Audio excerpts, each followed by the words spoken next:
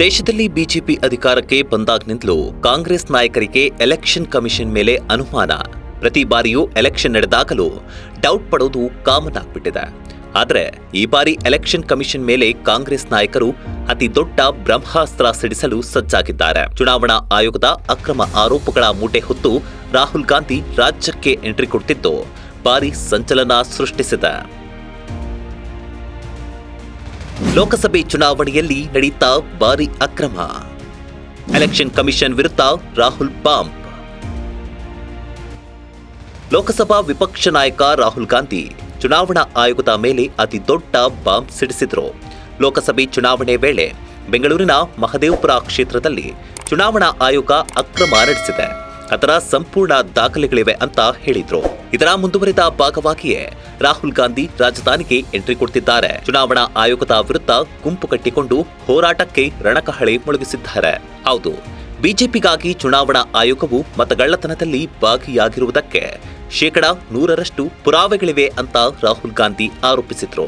ಇದಕ್ಕಾಗಿ 6 ತಿಂಗಳು ನಮ್ಮದೇ ತನಿಖೆಯನ್ನ ನಡೆಸಿ ಅಣುಬಾಂಬ್ನಂತಹ ಪುರಾವೆಯನ್ನ ನಾವು ಹೊಂದಿದ್ದೇವೆ. ಇದು ಸ್ಫೋಟಗೊಂಡಾಗ ಚುನಾವಣಾ ಆಯೋಗಕ್ಕೆ ಮರೆಮಾಚಲು ಸಾಧ್ಯವಾಗುವುದಿಲ್ಲ ಅಂತ ಗಟ್ಟಿಯಾಗಿ ಹೇಳಿದ್ರು. ಇದೇ ಗಟ್ಟಿ ಆರೋಪವನ್ನ ಹೊತ್ತು ಈಗ ರಾಹುಲ್ ಗಾಂಧಿ ಬೆಂಗಳೂರಿಗೆ ಬರ್ತಿದ್ದು ಆಗಸ್ಟ್ 8ರಂದು ಬೃಹತ್ ಪ್ರತಿಭಟನೆ ನಡೆಸಲಿದ್ದಾರೆ. ಆಗಸ್ಟ್ 4ರ ಬದಲು 8ಕ್ಕೆ ಪ್ರತಿಭಟನೆ ಮುಂದೂಡಿದ್ಯಾಕೆ? ರಾಹುಲ್ ರಣಕಹಳೆಗೆ ಸಜ್ಜಾಗಿದೆ ಫ್ರೀಡಂ ಪಾರ್ಕ್. ಚುನಾವಣಾ ಆಯೋಗದ ವಿರುದ್ಧ ಆಗಸ್ಟ್ 4ರಂದೇ ಪ್ರತಿಭಟನೆ ನಡೆಸಲು ಕಾಂಗ್ರೆಸ್ ತೀರ್ಮಾನಿಸಿತ್ತು. ಆದರೆ ಜಾರ್ಖಂಡ್ ಮಾಜಿ ಮುಖ್ಯಮಂತ್ರಿ ಶಿಬು ಸೊರೆನ್ ನಿಧನರಾದ ಹಿನ್ನೆಲೆಯಲ್ಲಿ ಕಾಂಗ್ರೆಸ್ ಪ್ರತಿಭಟನಾ ಸಮಾವೇಶವನ್ನ ಆಗಸ್ಟ್ 8ಕ್ಕೆ ಮುಂದೂಡಿತ್ತು. ನಾಡಿದ್ದು 10:30ಕ್ಕೆ ರಾಜ್ಯಕ್ಕೆ ರಾಹುಲ್ ಎಂಟ್ರಿ ಕೊಡಲಿದ್ದು ಎಲೆಕ್ಷನ್ ಕಮಿಷನ್ ವಿರುದ್ಧ ಬೃಹತ್ ಪ್ರತಿಭಟನೆ ನಡೆಸಲಿದ್ದಾರೆ. ಕಾಂಗ್ರೆಸ್ನ ಎಲ್ಲಾ ಸಚಿವರು ಹಾಗೂ ಶಾಸಕರು ಭಾಗಿಯಾಗಲಿದ್ದು ಹೋರಾಟದ ವೇಳೆ ಕೆಲ ದಾಖಲೆಗಳನ್ನ ಸಾರ್ವಜನಿಕವಾಗಿ ಬಿಡುಗಡೆಗೊಳಿಸುವ ಸಾಧ್ಯತೆ ಇದೆ. ಹೀಗಾಗಿ ಇಡೀ ದೇಶದ ಚಿತ್ತ ಈಗ ರಾಹುಲ್ ಗಾಂಧಿ ಯಾವ ದಾಖಲೆ ಬಿಡುಗಡೆ ಮಾಡ್ತಾರೆ ಅನ್ನೋದರತ್ತ ನೆಟ್ಟಿದೆ. ರಾಹುಲ್ ಗಾಂಧಿ ಆರೋಪಕ್ಕೆ ಎಲೆಕ್ಷನ್ ಕಮಿಷನ್ ತಿರುಗೇಟು. ಇನ್ನು ರಾಹುಲ್ ಗಾಂಧಿ ಆರೋಪಕ್ಕೆ ಪ್ರತಿಕ್ರಿಯೆ ನೀಡಿರುವ ಚುನಾವಣಾ ಆಯೋಗ ಅವರ ಆರೋಪ ನಿರಾಧಾರವಾಗಿದೆ. ಬೇಜವಾಬ್ದಾರಿ ಹೇಳಿಕೆ ನಿರ್ಲಕ್ಷಿಸುವಂತೆ ಅಧಿಕಾರಿಗಳಿಗೆ ಸೂಚಿಸಿದೆ. ಅಲ್ಲದೆ ದಾಖಲೆಗಳನ್ನ ಬಿಡುಗಡೆ ಮಾಡುವಂತೆಯೂ ಹೇಳಿದೆ. ಮತ್ತೊಂದು ಕಡೆ ಚುನಾವಣಾ ಆಯೋಗಕ್ಕೆ ಬೆಂಬಲ ನೀಡಿರುವ ಬಿಜೆಪಿ ಕೈ ಪ್ರತಿಭಟನೆಗೆ ಕೌಂಟರ್ ಕೊಡಲು ಸಜ್ಜಾಗಿದೆ.